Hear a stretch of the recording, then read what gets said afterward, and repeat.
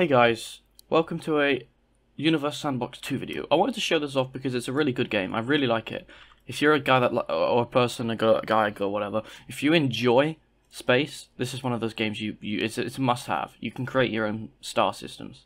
So if we just get a random main sequence star and place it down, here you've got a star, but you need to add planets. So you can go to View and click up for habitable. Blue is too cold, green is just right, and red is obviously too hot. So then you would go to random rocky planet or drag one in for our solar system or known planets here and click somewhere in the zone that you want them to be. It's going very quick, so you can turn down the time to 10 minutes and it will be there. So now let's have a look at our newly created planet. All is well, but nothing can live on it because it doesn't have an atmosphere. So to do that, you want to go to atmospheric mass. No, not atmospheric mass. Surface pressure. Put it to 1 atmosphere and click 1. And now it will generate an atmosphere from that value. You can put it to 2 if you wanted to, if you want it to have, 2 atmospheric pressures or 2 atmospheres kind of thing. But there you go. So now this planet will start heating up. Now if we set the time to 3 hours a day, 3 hours every second, then you see that it will go down a lot quicker. And that it's also going around the sun a lot quicker. So now we're getting to about the degrees we want to be. Now, if we put down the infrared emissivity, or put the albedo up so it reflects a little bit of that heat, so it's not overheating, and then we put it back to 10 minutes a second, then you can see we've got it with an atmosphere, but we still have to add the materials. So make sure it has no gas. We don't want any oxygen, any hydrogen, because it can turn into a gas planet like that. We don't want them. If we go back to water, click plus and then go down until you found a value that you're happy with. So this you just have to kind of find a sweet spot that has water but isn't flooding. Like, as you can see, the water is starting to actually appear. I usually use this value, 0.0500. So there you go. That's a nice amount of water with a nice amount of land. You can give this a moon by going to random moon. You want to check the size. If this is, right click on it and hit basic. It is 64 moons in size. So yes, you can have a moon, a normal sized moon. You can put it about over there. As you can see, it now has a moon that will orbit. You can view the orbits by going to View and clicking the orbits, and you can see now this planet has an orbit like that, and the moon has an orbit like that. You can press trails as well to get the trails, turn them on or off. You can change the background to solid black, nebula purple, nebula green. I quite like this one, it's a nice mix. And there you go. You got it. You got yourself a nice basic solar system.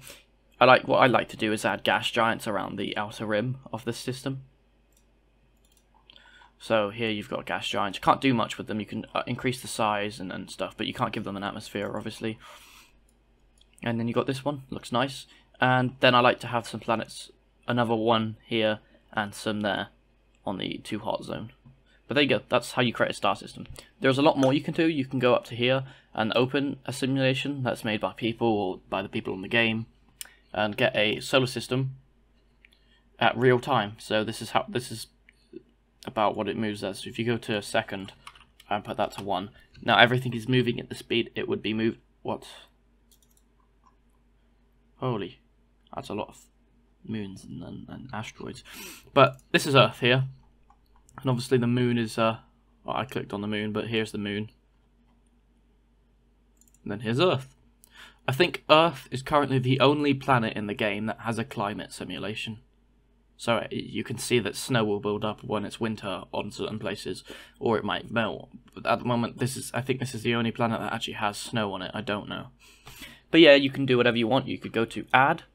You can go to Add, Launch, pick a asteroid, and throw it into the planet. Now, since we're going at real time, it's going to be very slow. So if we put it to 10 minutes a second,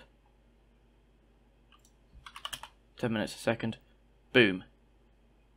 It's a nice little shot. You can throw Mercury into the planet and immediately burn half of the planet.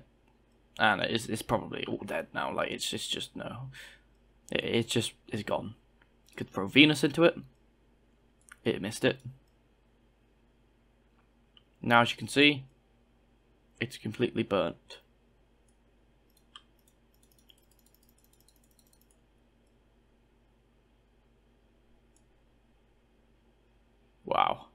Now this game also features tidal forces, this means if a planet that's big or small passes by a planet that's bigger than it, or has a greater gravitational pull, it will pull pieces of that planet into the other planet because it's missing, but it's still got tidal forces pulling on it.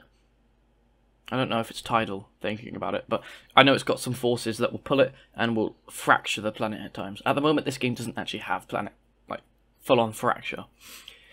But yeah, it's still a good game. I love it. When you want to do something with scientific in space, you can do that using this game. So yeah, please check this game out. It's on Steam. I'll leave a link to it. And, guys, go visit it. It's a very good game. And I hope you've enjoyed this video. I will see you in the next one. Bye-bye.